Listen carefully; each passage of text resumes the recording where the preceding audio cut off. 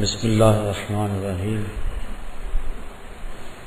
الحمد للہ رب العالمین والصلاة والسلام علی سید الانبیاء والمرسلین قال اللہ تعالی وتبارک فی القرآن المجید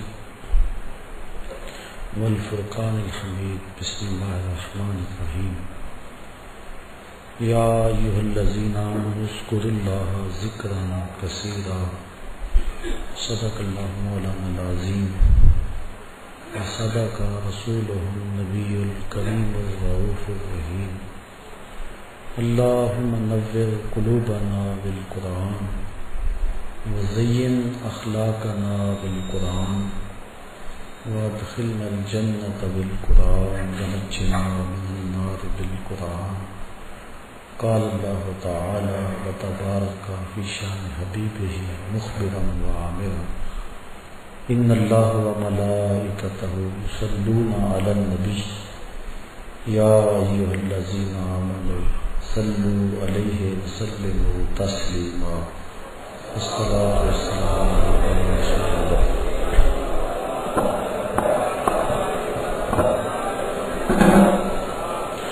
الصلاۃ والسلام علیک یا رسول اللہ وعلی آلک واصحابک یا محبوب رب العالمین۔ تمام حمد و ثنا، تعریف و توصیف اللہ جل مجدہ الکریم کی ذات پاک کے لیے، جو خالق کائنات بھی ہے اور مالک شش جہات بھی۔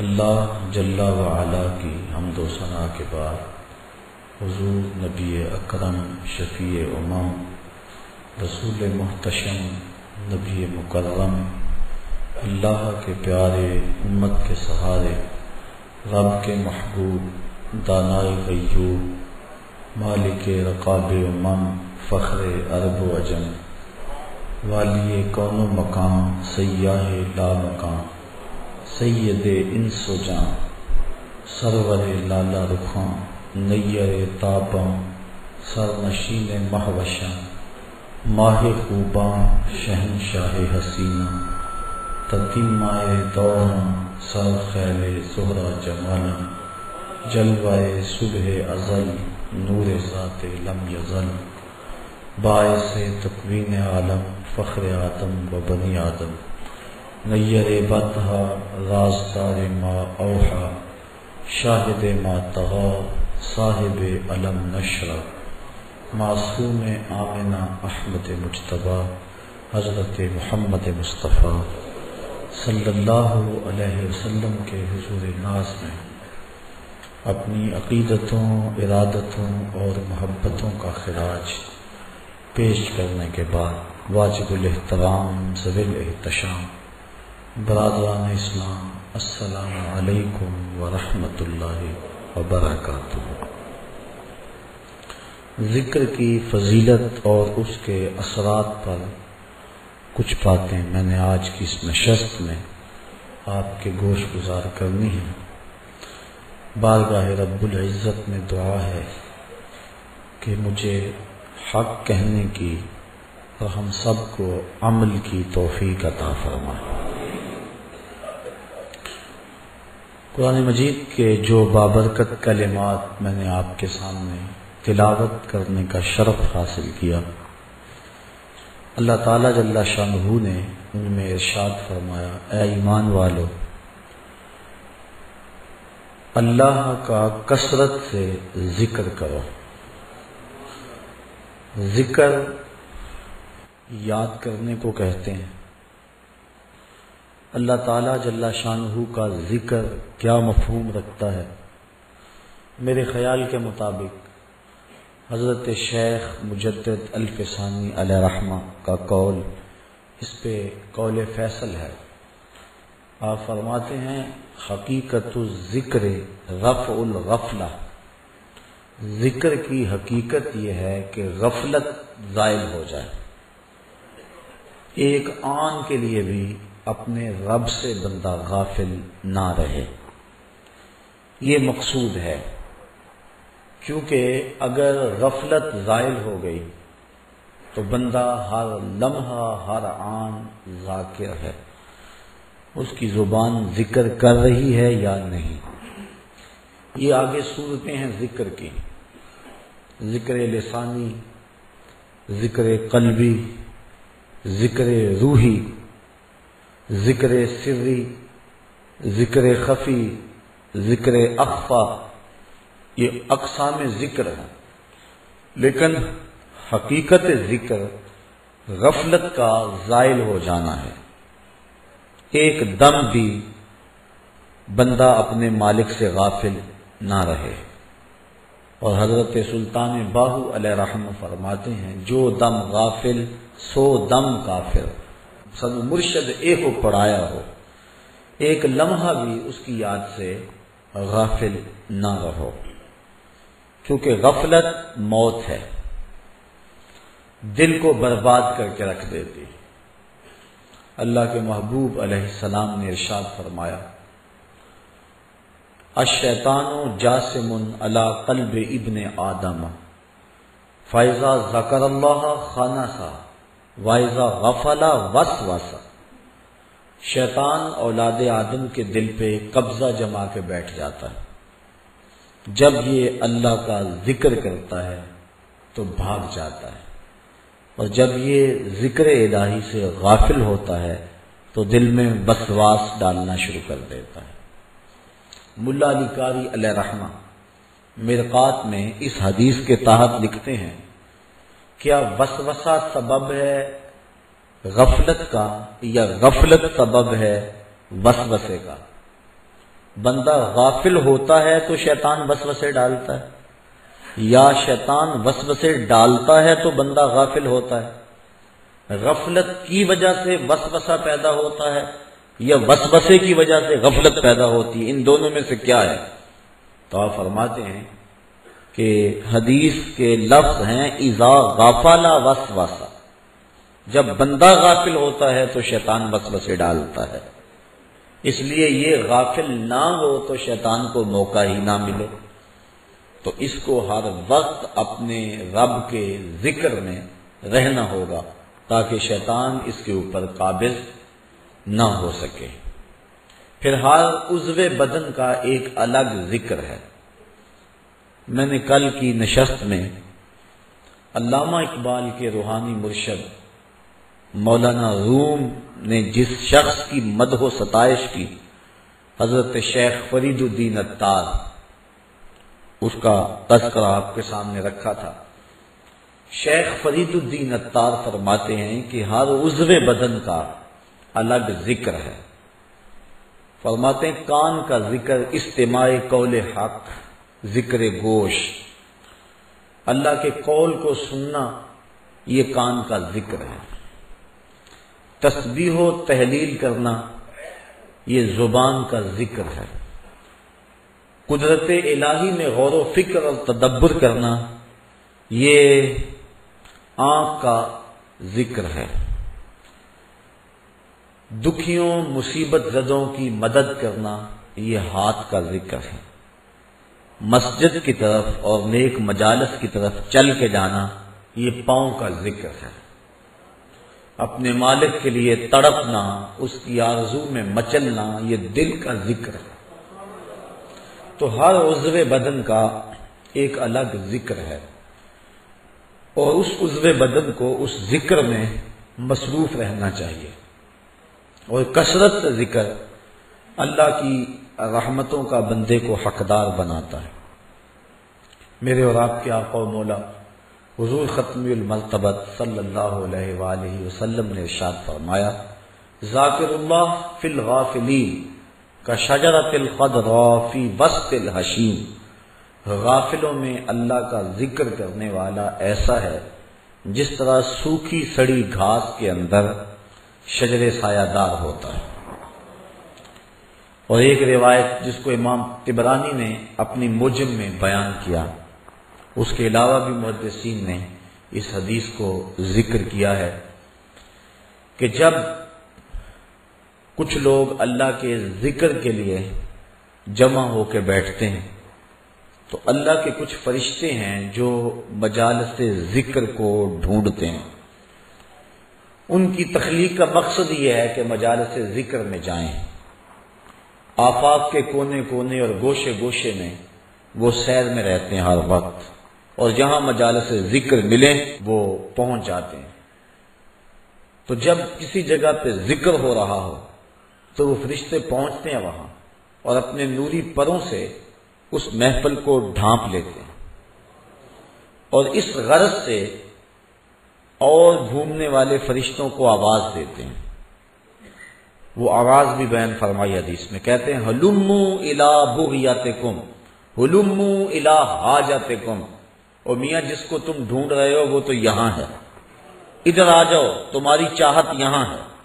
تو فرشتے پھر وہاں جمع ہونا شروع ہو جاتے ہیں، یہاں تک کہ اس مجلس سے لے کر آسمان تک فرشتوں کی قطاریں لگ جاتی ہیں۔ جو ذکر ہوتا ہے اس کو لے کر اپنے رب کے حضور فرشتے حاضر ہوتے ہیں، باوجود علم کے اللہ تعالیٰ پوچھتا ہے میرے فرشتوں کہاں سے آئے ہو؟ عرض کرتے ہیں مالک فلاں جگہ کچھ لوگ تیرے ذکر میں بیٹھے ہوئے تھے۔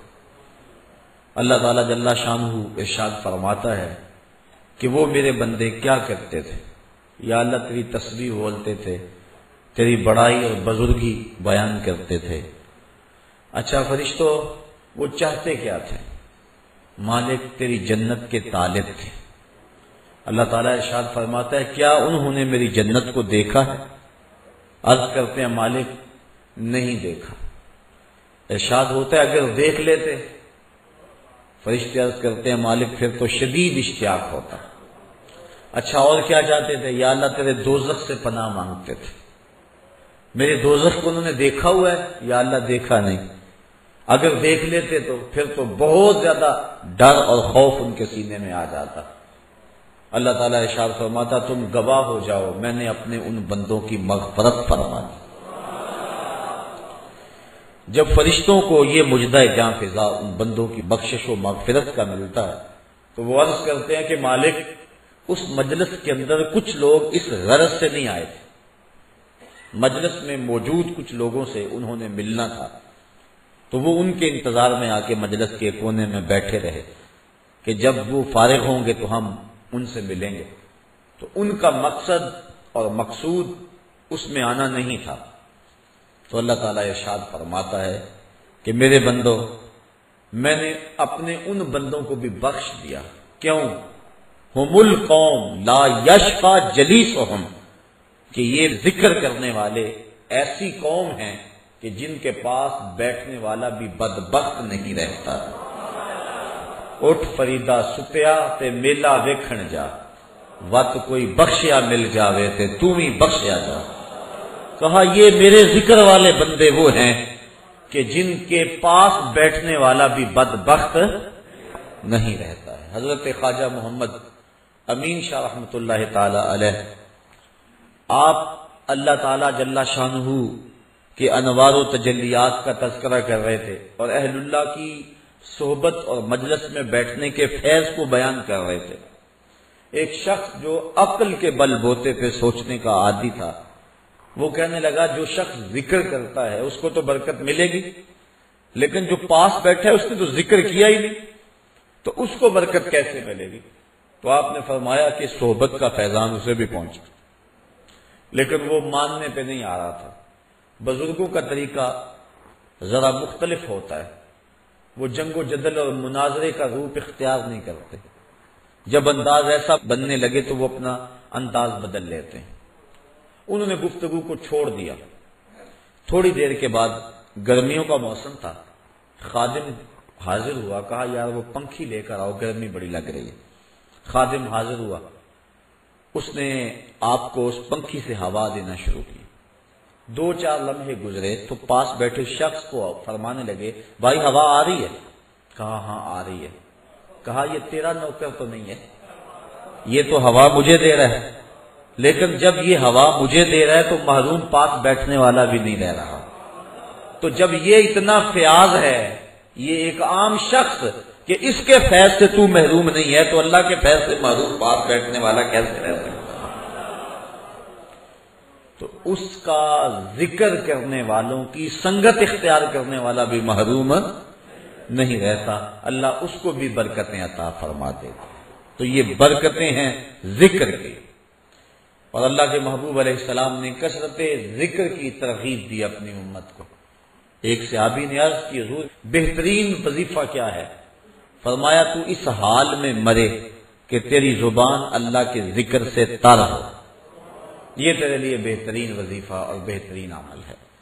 تو اللہ کا ذکر ہر لمحہ، ہر آن، ہر ساعت جاری رہے۔ ذکر لسانی یہ بھی بڑی دولت ہے، ذکر قلبی یہ بھی بڑی دولت ہے۔ انسان کا دل اس کو پکار رہا ہے، اور حقیقت ذکر تو یہی ہے کہ غفلت زائل ہو جائے۔ ظاہر ہے کہ زبان کبھی گفتگو میں مصروف ہے، کاروباری معاملات ہیں، لیکن جو ذاکر ہوگا، حقیقی ذاکر، وہ وہی ہوگا جس سے غفلت زائل ہو جائے گی۔ اب وہ کاروبار بھی کر رہا ہے لیکن وہ ذکر سے خالی نہیں ہوگا، کیونکہ غفلت جب زائل ہو گئی تو بندہ دائمی ذکر والا ہو گیا، اور ہمیشہ ہر لمحہ، ہر آن وہ اسی خیال اور اسی گمان میں رہتا ہے، اور ہر وقت ذکر کی لگن میں رہتا ہے۔ اللہ تعالیٰ کا ذکر، اس کی جو برکتیں ہیں، ایک اس کا اثر یہ ہے کہ انسان کو طمانینت کا نور نصیب ہوتا ہے۔ انسان سکون کی تلاش میں کیا کچھ نہیں کرتا۔ آج کل لوگ مری جا رہے ہیں کہ وہاں موسم کے لطف سے مالا مال ہوں، کوئی پربتوں کی کتاروں میں سکون تلاش کرتا ہے، کوئی عالی نصب کوٹھیوں میں سکون تلاش کرتا ہے، کوئی خوبصورت عورت کے پہلو میں سکون تلاش کرتا ہے، کوئی دولت کے انبار میں سکون تلاش کرتا ہے، اقتدار کی بچھی ہوئی مسندیں سکون آور سمجھی جاتی ہیں، لیکن پوچھ لو ان سب کو کہ سکون ہے؟ نہ علی نصب کوٹھیوں میں سکون، نہ عظیم الشان بنگلوں میں سکون، نہ اقتدار کی بچھی ہوئی مسند پہ سکون۔ سکون بندہ وہاں سے ڈھونڈ رہا ہے جہاں سکون ہے ہی نہیں۔ کیسے سکون ملے گا؟ سکون باہر سے نہیں آتا، سکون کے سوتے تو اندر سے پھوٹتے ہیں۔ وقتی طور پہ ان چیزوں سے کوئی تھوڑا سا دل بہل جاتا ہے، لیکن حقیقی سکون ان چیزوں سے نہیں ہے۔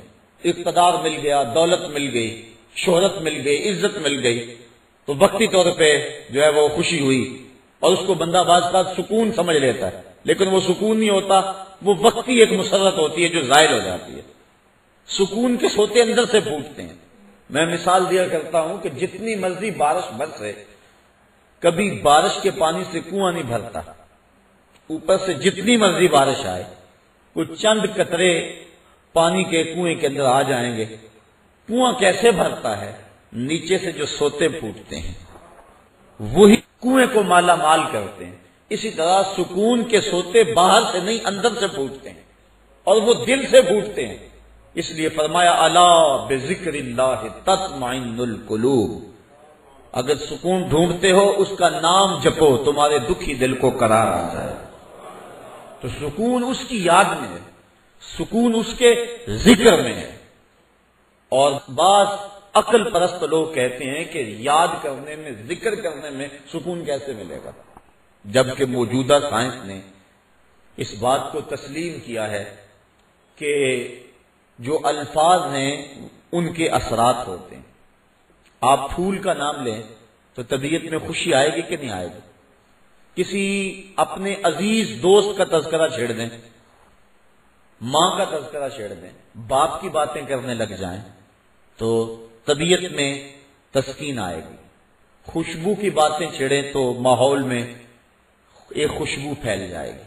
لیکن اگر کسی قریء المنظر شخص کی بات چھیڑ دیں، کسی ظالم کا تذکرہ چھیڑ دیں، کسی قتل کی کہانی کو چھیڑ کے بیٹھ جائیں، ظلم، جبر اور بربریت کی کسی بات کو چھیڑ کے بیٹھ جائیں تو اثرات اس طرح کے ذہن میں مرتب ہوں گے۔ کسی پرانے دکھ کی بات چھیڑیں تو ان باتوں میں وہ دکھ تازہ ہو جائے گا۔ کسی خوشی کا تذکرہ کریں تو چہرے پہ مسرت پھیل جائے گی۔ دکھ زیادہ ہو جائیں، بات مدینے کی چھیڑ دیں دکھ دور ہوں گے کہ نہیں ہوں گے؟ حضرت شیخ شبلی علیہ رحمہ بہت بڑے بزرگ گزرے ہیں. آپ معارف اس میں ذات بیان فرما رہے تھے کہ اللہ کا نام لینے سے دل میں سکون آتا ہے اور دل کی کیفیت بدلتی ہے، من میں اجالے اور روشنیاں پیدا ہوتی ہیں. بو علی سینا جو اس دور کا بہت بڑا فلسفی تھا، وہ اس مجلس میں موجود تھا. وہ کہنے لگا یہ آپ نے عجیب بات کہہ دی، اللہ تعالیٰ کی ذات تو مؤثر ہے لیکن نام میں کیا رکھا ہے؟ ہمارے جو فلسفی حضرات ہیں وہ ہر چیز کی 4 شکلیں بیان کرتے ہیں. ہر شے کی 4 شکلیں ہیں، ایک شکل خارجی، ایک شکل ذہنی، ایک شکل کتابی اور ایک شکل لفظی.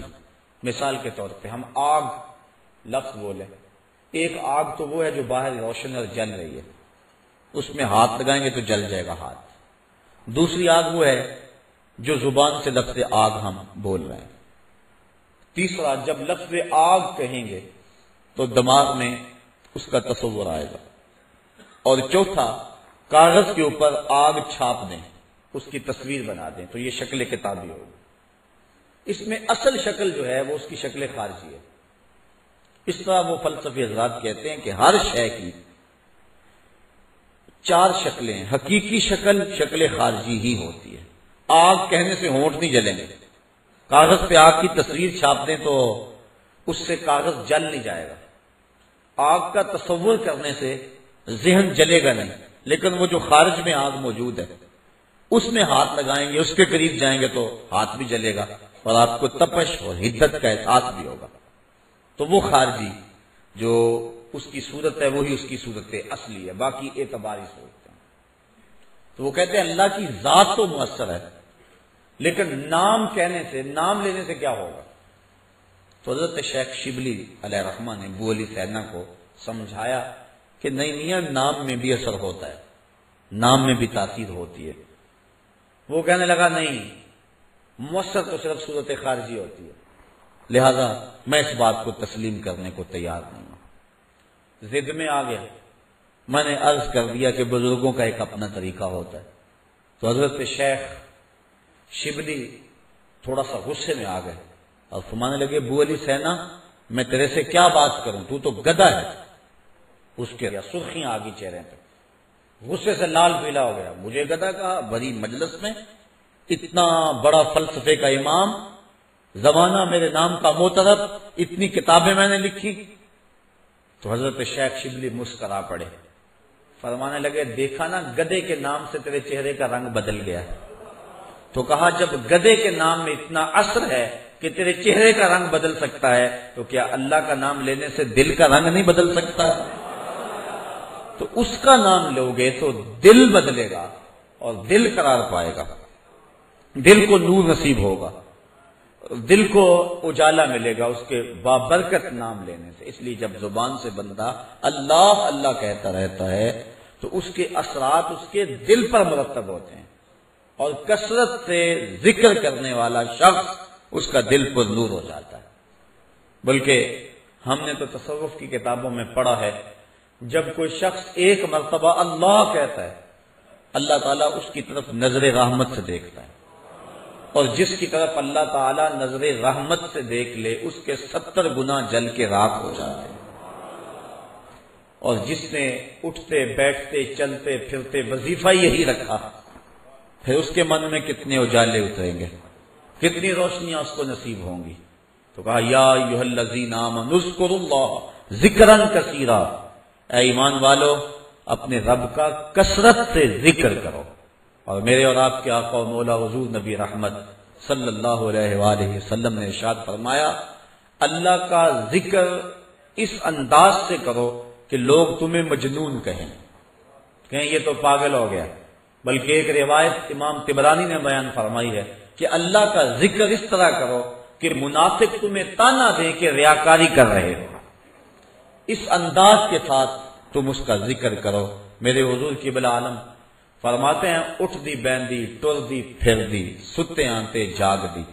نام جھپ دی رو تے کھپ دی ویخ سر اس راگ دی نام جپیاں قرب ملدا نام دی کر پوری سام شیشے وچ کستوری جے کر پھر ضرورت کاغ دی تیرے تو سب کچھ اندر ہی رکھا ہوا ہے، تو ذرا غور تو کر، تفکر تو کر، ذرا اس کو آواز تو دیکھ کے دیکھ، تیرے من سے آوازیں نہ آئیں تو کہنا اندر بوٹی مشک مچایا اتے جان پھلن تے آئی ہو۔ تو نے در در کیا جانا ہے، سب کچھ تو تیرے اندر رکھا ہوا ہے۔ وہ کہتے ہیں ایک سنیارا تھا بمبئی کا رہنے والا، یہاں ہمارے لاہور میں آ گیا، پرانے دور کی بات ہے۔ اس کے پاس بڑے قیمتی موتی تھے، اس نے کسی مجلس کے اندر اپنے موتی کھولے اور ایک موتی کہنے لگا یہ شب افروز ہے، رات کو چمکتا ہے۔ جب اس نے سامان سمیٹا اور اٹھ کے جانے لگا تو ایک چور بھی اس مجلس میں بیٹھا ہوا تھا، کہنے لگا حضرت کہاں کے ارادے ہیں؟ کہا بمبئی جا رہا ہوں۔ کہا حسن اتفاق، ارادے تو میرے بھی بمبئی کے ہیں، چلو اکٹھے چلتے ہیں۔ وہ جوہری سمجھ گیا کہ یہ اصل میرا ہم سفر نہیں ہے، اس کا دل اس موتی پہ آ گیا، لیکن وہ تھا بڑا سمجھدار، تو اس نے کہا آ جاؤ۔ سارا دن سفر میں رہے، جب رات کو سونے لگے تو اس نے اپنی قمیض یا واسکٹ وغیرہ اتار کے جو ہے وہ لٹکا دی کسی چیز کے ساتھ، یہ اٹھا اور اس نے نظر بچا کے وہ قیمتی موتی اس کی جیب میں رکھ دیا اور خود بے فکر ہو کے سو گیا۔ یہ چور اٹھا، اس کا سامان ٹولتا رہا، لیکن موتی نہیں ملنا تھا، نہ ملا۔ صبح یہ اٹھا اور نظر بچا کے اس کی جیب سے موتی نکال کے اپنی جیب میں رکھ لیا۔ ناشتے پہ بیٹھے کہنے لگا یار وہ تمہارے موتی کی رات کہیں چمک شمک نظر نہیں آئی؟ جیب میں ہاتھ ڈالا، کہا نہیں یار میرے پاس ہی تھا۔ بڑا حیران ہوا، میں نے تو جیب ٹٹولی ہے ساری رات۔ اگلے دن اس نے سوچا چلو آج میں مزید کوشش کروں گا، اس نے پھر وہی کام کیا، نظر بچا کے اسی کی جیب میں رکھ دیا۔ وہ ساری رات ڈھونڈتا رہا، موتی نہیں ملنا تھا، نہ ملا۔ صبح نظر بچا کے اس نے اپنی جیب میں رکھ لیا۔ صبح ناشتے میں پھر بات چلی، یار وہ آپ کہتے تھے رات کو چمکتا، اس کی کچھ چمک شمک نظر نہیں آئی؟ کہا یار میری جیب میں ہی تھا۔ 2-4 دن ایسے گزرے، ایک دن اس نے عزم کر لیا کہ شاید وہ بغل میں رکھ لیتا ہے، منہ میں رکھ لیتا، کہاں رکھتا، آج تو اس کو میں بیدار بھی یہ ہو جائے تو میں پھر بھی یہ وہ موتی اس سے لے لینا۔ وہ اس کے پاس سے پلٹتا رہا، لیکن وہ مست ہے، اس کو پتا ہے موتی محفوظ جگہ پہ ہے، اور صبح اٹھا نظر بچا کے موتی اپنی جیب میں ڈال لیے۔ اس نے پھر بات کی، اس نے کہا کہ یار وہ میرے پاس ہی تھا۔ اس نے کہا میں آج سچی بات بتاؤں، میں تیرا ساتھی نہیں تھا، میں تو تھا چور، میں تو چور تھا، اس موتی کی غرض میں تیرے ساتھ ہو لیا تھا، لیکن آپ تو میرے بھی استاد نکلے، میں نے بڑی محنت کی، مجھے 3 دن ہو گئے موتی نہیں ملا، میں آپ کو استاد مانا، آپ مجھے بتائیں کہ موتی آپ رکھتے کہاں تھے؟ اس نے کہا میاں تو اوروں کی جیب میں ٹٹولتا رہا، کبھی اپنی جیب میں بھی تو ہاتھ ڈال دیا ہوتا، نہ مسجد وچ نہ مندر وچ، لب یار نو اپنے اندر وچ، سب کچھ تو تیرے اندر ہے، تو اوروں کی جیب میں ٹٹولتا رہا۔ سلطان وہ فرماتے ہیں نہ کر منت تو خواج کے زردی، تیرے اندر آب حیاتی ہوں۔ اور کبھی فرماتے ہیں وچے ہی بیڑے وچے ہی چیڑے وچے ہی ونج مہانے ہو، 14 طبق دلے دے اندر تمبو وانگو تانے ہو، سب کچھ تو تیرے اندر ہے۔ اور اقبال کہتا ہے خود ہی کا نشیمن تیرے دل میں ہے، فلک جس طرح آنکھ کے تل میں ہے، یہ سب کچھ تو انسان کے اندر رکھا ہوا ہے، بس تھوڑی سی توجہ کرنے کی دیر ہے۔ دل کی تختی پہ اس کا نام لکھا ہوا ہے۔ میں نے اس نے عرض کیا تھا کہ اقبال نے کہا تھا حکیم نیٹشے کے بارے میں، قلب او مومن دماغش کافر است، اس کا دل مومن تھا، دماغ کافر، لیکن ہر شخص کا دل مومن ہوتا ہے۔ تو اس دل کی ایک ایک پرت پہ رب کا نام لکھا ہوا ہے۔ اور کافر کو کافر اس لیے کہتے ہیں کہ وہ اس حقیقت کو چھپا دیتا ہے۔ یہ جو کاشتکار زمین کو کھود کر اس کے اندر بیج رکھتا ہے نا، اس کو بھی عربی میں کافر کہتے ہیں، کاشتکار کو بیج کو چھپانے والا۔ تو کافر کو کافر اس لیے کہتے ہیں کہ وہ حق کو چھپاتا ہے۔ تو ہمارے سینے کے اندر ہمارے رب کا نام موجود ہے، اور دل تو ٹھکانا ہی اس کا ہے، دل تو بنایا ہی اس لیے ہے کہ یہ اللہ کا عرش بنے۔ اور وہ فرماتا ہے کہ میں زمین و آسمان میں کہیں نہیں سماتا، مجھے ڈھونڈنا ہو تو مومن کے دل میں تلاش کرو۔ دلوں کے اندر اس کے ڈیرے اور اس کے بسیرے ہیں۔ تو اس کا ذکر کر کے دل جلا پاتا ہے، دل تسکین پاتا ہے، دل میں روشنی ہوتی ہے۔ تو ہمارا مزاج یہ ہونا چاہیے کہ اٹھتے بیٹھتے چلتے پھرتے اس کے ذکر کو ہم حرز جاں بنا لیں۔ جب بندہ ایک مرتبہ کہتا ہے سبحان اللہ، زمین آسمان کے درمیان جتنا فاصلہ ہے سارا نور سے بھر جاتا ہے۔ یہ برکتیں ہیں ذکر کی۔ اس کا نام تو لے، کوئی معمولی نام ہے؟ جب زبان پہ اللہ کہتا ہے 14 طبق روشن ہو جاتے ہیں۔ یہ اتنا بڑا نام ہے، یہ اتنا بڑا وظیفہ ہے کہ اس سے بڑا کیا وظیفہ ہو سکتا ہے؟ اس کا نام، اس کا ذکر۔ تو فرمایا اللہ کا ذکر اتنی کثرت سے کرو کہ لوگ تمہیں کہیں مجنون ہیں، اور منافق تمہیں ریاکاری کے طعنے دے۔ تم اٹھتے بیٹھتے چلتے پھرتے اس کے ذکر کو حرز جاں بنائے رکھو، یہی تمہارا سرمایہ ہے، یہی تمہارا وظیفہ ہے۔ دکھے ہوئے دل کا بھی یہی علاج ہے، پریشان خاطری کا بھی یہی علاج ہے۔ اندر کی کالک اس کے ذکر سے دھلتی ہے۔ حضور فرمایا لکل شیء سقالۃ وسقالۃ القلوب ذکر اللہ۔ ہر شے کا زنگ دور کرنے کے لیے کچھ نہ کچھ بنایا گیا۔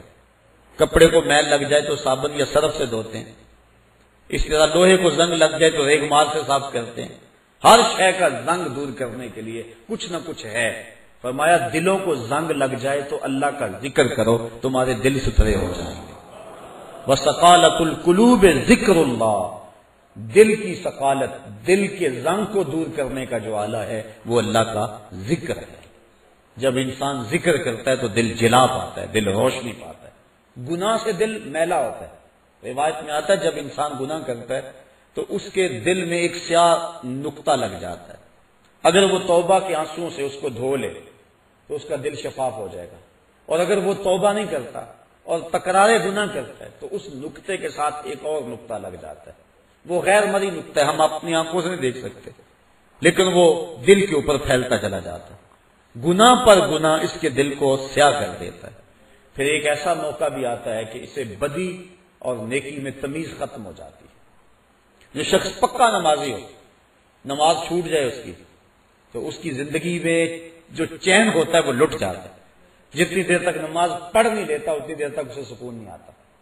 جس شخص کے ضمیر پر ظلم کا داغ نہ ہو، وہ کسی کو گالی بھی دے بیٹھے تو خود پریشان ہو جاتا ہے، کسی کو تھپڑ بھی مار بیٹھے تو خود پریشان ہو جاتا ہے۔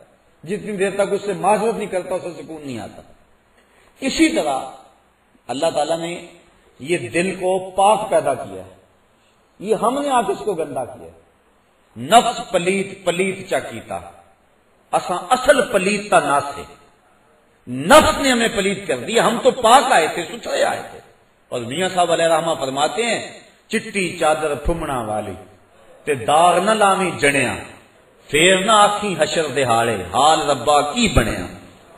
تو یہ چٹی چادر ہے بالکل، تو اس کے اوپر کہیں داغ نہ لگا بیٹھنا، اور اگر اس کے اوپر داغ پہ داغ لگ جائیں اور دل سیاہ ہو جائے تو پھر حق و باطل کی تمیز ختم ہو جاتی۔ پھر گناہ پہ گناہ کرے اسے پتہ نہیں ہوتا، کیونکہ جو پہلے ہی داغ چادر ہو ایک اور دھبا لگ جائے گا تو کوئی پریشانی نہیں ہوگی۔ چٹی چادر پہ معمولی سا داغ بھی لگے گا تو ہر ایک کو نظر آئے گا، محسوس کیا جائے گا کہ یہ داغ لگا ہوا ہے۔ اس لیے گناہ کرنے کا جو شخص مزاج بنا لیتا ہے اس کے لیے گناہ مشکل نہیں رہتا، بلکہ روایت میں آتا ہے کہ جب مومن گناہ کرتا ہے تو اس کی حالت یہ ہوتی ہے جس طرح احد پہاڑ کے نیچے آ گیا کہ ابھی اوپر سے وہ گر جائے اور اسے کچل دے گا۔ اور منافق جب گناہ کرتا ہے تو وہ یوں محسوس کرتا ہے جس طرح جو ہے مکھی بیٹھی تھی اور اس نے اس کو اڑا دیا۔ تو ہم دیکھیں کہ ہمارا دل کہیں اتنا سیاہ تو نہیں ہو گیا، اللہ کے حکموں کو توڑے میں پرواہ نہ ہو، نماز چھوڑے ہمیں پرواہ نہ ہو، آنکھ بھٹک رہی ہو ہمیں پرواہ نہ ہو، خیال بہک رہا ہو ہمیں پرواہ نہ ہو، زبان گند بول رہی ہو ہمیں پرواہ نہ ہو، ذہن غلط سوچ رہا ہو ہمیں پرواہ نہ ہو، کسی پہ ظلم جبر کا بازار گرم کیے ہوئے ہوں، کتنوں کے دل توڑ رہے ہوں، کتنوں کو ستا رہے ہوں، اور پھر بھی چین کی نیند سو جائیں، پھر اس کا مطلب یہ ہے دل سیاہ ہو گیا کہ کسی کو دکھ دے کر بھی دکھ نہیں ہوتا، کسی کو اذیت دے کر بھی تکلیف نہیں ہوتی، کسی کا مال لوٹ کر اور خون پی کر بھی آرام سے یہ سو جاتا ہے۔ یہ ہے اس کی کیفیت، تو پھر دل سیاہ ہو گیا۔ اب اس دل کی سیاہی کیسے مٹے گی؟ توبہ کے پانی سے۔ جب اشک ندامت گرتا ہے تو دل کے میل دھو دیتا ہے۔ اور دوسرا وثقالۃ القلوب ذکر اللہ، اور دلوں کی ثقالت، دلوں کا زنگ اللہ کے ذکر سے اترتا ہے۔ تو جب اللہ کا ذکر کثرت سے کرے گا تو اس کو تسکین کی دولت نصیب ہو جائے گی۔ تو اللہ فرماتا ہے الا بذکر اللہ تطمئن القلوب، سن لو دلوں کی طمانینت اس کے ذکر میں ہے۔ اور فرمایا کچھ رجال ایسے ہیں، کچھ اللہ کے بندے ایسے ہیں کہ اللہ کا ذکر اس انداز میں کرتے ہیں کہ بیع و شراء اور تجارت ان کو اللہ کے ذکر سے روکتی نہیں ہے، یعنی وہ کام بھی کر رہے ہوتے ہیں اور ذکر بھی کر رہے ہوتے ہیں۔ حضرت شاہ نقشبند بخاری علیہ رحمہ آپ فرماتے ہیں میں نے منام ایک شخص کو دیکھا 70,000 دراہم کا کاروبار کر رہا تھا۔ میں حیران ہو گیا کہ یہاں آ کر اتنا بڑا کاروبار، لیکن جب میں نے غور کیا تو اس کا دل ایک لمحے کے لیے بھی رب کی یاد سے غافل نہیں تھا۔ اور میں نے ایک شخص کو کعبۃ اللہ کا طواف کرتے دیکھا، لیکن اس کا دل رب کی یاد سے غافل تھا۔ تو دل کا اس کے ساتھ لگ جانا اور ایک لمحے کی غفلت کا طاری نہ ہونا، یہ حقیقت ذکر ہے، اور یہ مومن کا مطلوب ہے۔ وہ ایک لمحہ بھی جو ہے وہ اپنے رب سے غافل نہیں ہوتا۔ غفلت اس کی موت ہے۔ غفلت ہوگی تو شیطان آئے گا، غفلت ہوگی تو وسوسہ آئے گا، غفلت ہوگی تو گناہ سرزد ہوگا، لہذا وہ غافل ہی نہ ہو۔ اور مرشد باہو اسی لیے کہہ گئے کہ جو دم غافل سو دم کافر، کوئی لمحہ غفلت میں گزرے نہ، تم ایک ایک لمحہ اپنے رب کی یاد میں رہو۔ تو ارشاد فرمایا یا ایھا الذین آمنوا اذکروا اللہ ذکرا کثیرا، اے ایمان والو کثرت سے اپنے رب کا ذکر کرو، اس کا نام کثرت سے لیا کرو۔ اللہ مجھے آپ کو کثرت سے ذکر کی توفیق عطا فرمائے۔ آج کل ماحول ایسا مل گیا ہے، شیطان بند گیا، رمضان کا ماہ صیام ہے، اترتے ہوئے انوار، برستی ہوئی نور کی بارش، سحری کا موسم کتنا حسین ہوتا ہے، افطار کے لمحے کتنے خوبصورت ہوتے ہیں، اور جب تراویح کھڑی ہوتی ہے تو کیسے نور اترتا ہوا دکھائی دیتا ہے۔ کاش کہ ان لمحوں کو میں اور آپ غنیمت سمجھیں۔ ساتھیو زندگی کٹ رہی ہے تیزی، میں نے کل بھی کہا تھا، پرسوں بھی، برف کی طرح گزر رہی ہے، اور لمحہ لمحہ ہم قریب ہو رہے ہیں موت کے۔ رمضان کے لمحوں کو غنیمت سمجھ لو، اور اپنی ما قبل کی زندگی کو دیکھو اور مستقبل کی منصوبہ بندی کرو، اور اپنے رب کے ذکر سے اپنے من کے اجالوں کا سامان کر لو۔ اللہ مجھے آپ کو اپنے ذکر کی لذتوں سے سرشار کر دے۔ کار ما آخر شدو آخر زما کار نشد، مشتے خاک ما غبارے کوچائے یار نشد۔